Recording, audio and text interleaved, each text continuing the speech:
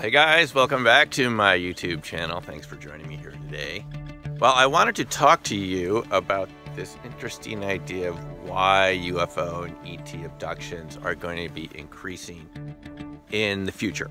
It's something I've been thinking a lot about, and it has to do with an idea I've been working on for a couple decades, which is fractals and fractal flattening. The way nature looks, if you look around you, you know, it's fractured, it's branching, it's unique, and it has a lot of randomness in it. And when we bring good old civilization in, especially modern societies, we like to flatten things for purposes of efficiency, linearity, control. And we tend to flatten surfaces and roads, and we turn rivers into dammed, flat rivers. And nowadays, this trend has progressed to the point where we have activity trackers on our wrists, you know, Fitbits and Apple Watches and things like this. And these track our motions, you know, second by second. And this is a type of nanosecond control, where we're increasing the amount of control we have over our activities to a smaller and smaller time scale. Some people call it nanoculture. I like to call it fractal flattening. It's a type of micromanagement, right? And this micromanagement is increasing as the technology we have around us can increasingly track what we do. But here's the thing. There's an unintended consequence of micromanagement, which absolutely nobody has told you about. I'm absolutely certain no one's told you about this. And it has to do with this whole UFO phenomenon. Because if you imagine we're surrounded by parallel realities that are all kind of, in a sense, competing for the same space that we're in.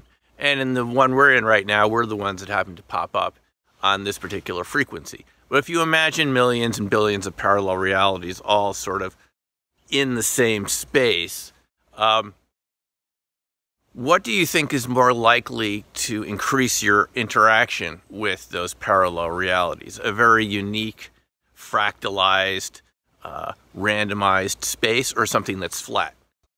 Imagine it this way. If you have a flattened surface, kind of like a field of wheat, where all the stalks of wheat are at the same height planted by a seed driller in a line, that sort of space, would you imagine it's interacting with more parallel realities or less? I would say it's interacting with more parallel realities, simply because there's a lot more spaces out there throughout the universe that look exactly like flattened, evenly spaced uniform wheat fields than very unique spaces that are not reproduced almost anywhere else exactly the same way. So these fractally flattened spaces that we've created throughout our modern civilization, they've given us a lot of increases in productivity. The other side of it is it also increases the interactions with parallel realities. And then if you don't know what you're doing, you're likely to increase these interactions tenfold, 100-fold, because you flatten the spaces and they're now interacting with all the other flat spaces. You kind of get it? A space or a shape that is kind of unique is only going to be interacting with that exact sort of shape in parallel realities, which are a lot fewer than flattened spaces, which all look the same. So you can imagine there's only one place in the world that looks exactly like New York City. It's pretty unique. But there are a lot of places that look like Walmarts, all the same sized box, same sized parking lots sort of thing. The more fractally flattened one is going to be interacting with all the other spaces that are exactly like it than a unique space. So the unintended consequences of fractal flattening would be to increase your interactions with parallel realities and increase your interactions with those beings in those parallel realities. So if you like that sort of thing, if you like the sort of interactions with parallel realities, other beings, ETs, other versions of yourself, a slight flattening effect would increase that in your life, kind of like remote viewing does resonant viewing, where you have this kind of protocol. Every time you sit down to do a session, you do it the same way. That's a type of flattening, but it's very minor. It's kind of like putting a little indentation in the fabric of reality, but it's enough to cause those parallel realities to interact. If you don't want those sorts of interactions in your life and it's bothersome, or you have intrusive ET interactions in your life, we could say, then you want to fractalize things a little more. You want to increase the uniqueness in your life, increase the randomness, decrease the predictability of your life. All of this stuff that's designed to micromanage what we're doing has the side effect of flattening the space and increasing the interactions with all those other flattened spaces. So really, it's kind of like a tuning knob. You can turn the knob up towards increasing multidimensional interactions or tune it down based on the fractal dimension of the space. It's really that simple.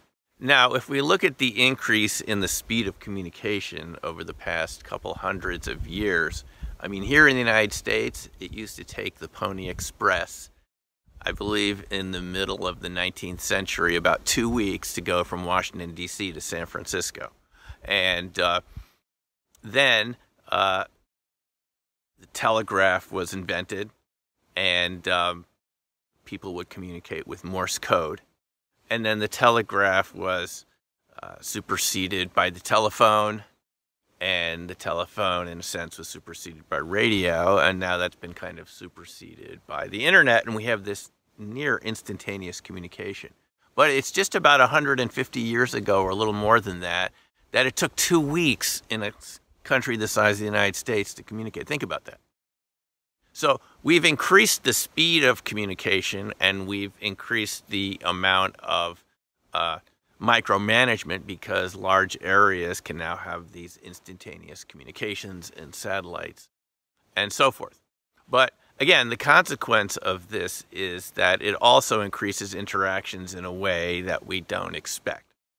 The huge amount of UFO and ET contact, whoever the visitors are, seems to have been precipitated by the development of atomic weapons, Roswell, the 509th Bomb Group, and so forth, in 1947, right after World War II.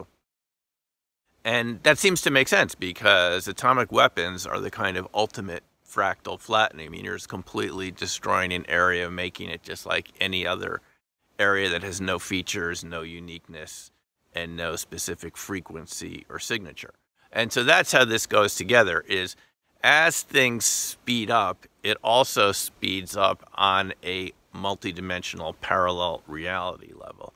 And the paradox of this is that no one's considered this.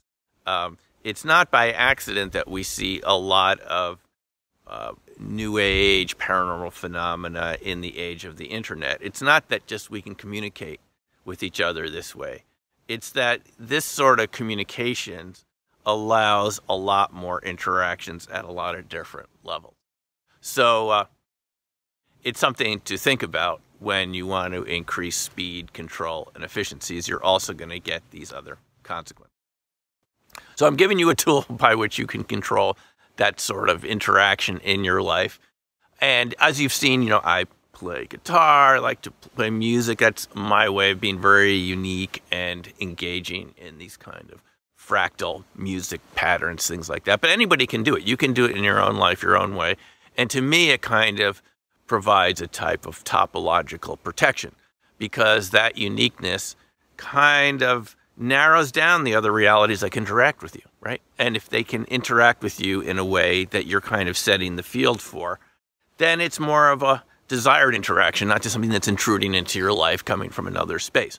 So I think in the long run, to sum it up, the more that we engage in this micromanagement, nanoculture, fractal flattening activity at a smaller and smaller scale in our lives, because you can imagine we used to just have a couple channels on TV, and now we have a lot of channels, and everything is kind of managed minute by minute, second by second. I'm oversimplifying it a little bit, but this is basically the idea. The more you exert that control over a smaller degree of time, the more you're going to increase these other interactions and eventually see a bigger picture of reality. That's something you may want to experience, but I just want you to be aware that that is what's going to happen with increasing control over smaller and smaller spaces and smaller units of time. So fractal flattening equals increasing the amount of interactions with the number of parallel realities that are out there. And so you have to decide for yourself if you just want it to be a couple 100,000 parallel realities, a couple million, a couple billion. I mean, who do you want interacting in your life? It's really the question of the day. Okay, that's all I have to say for the moment. Thanks for watching. We'll see you in the next video. Take care for now, and bye.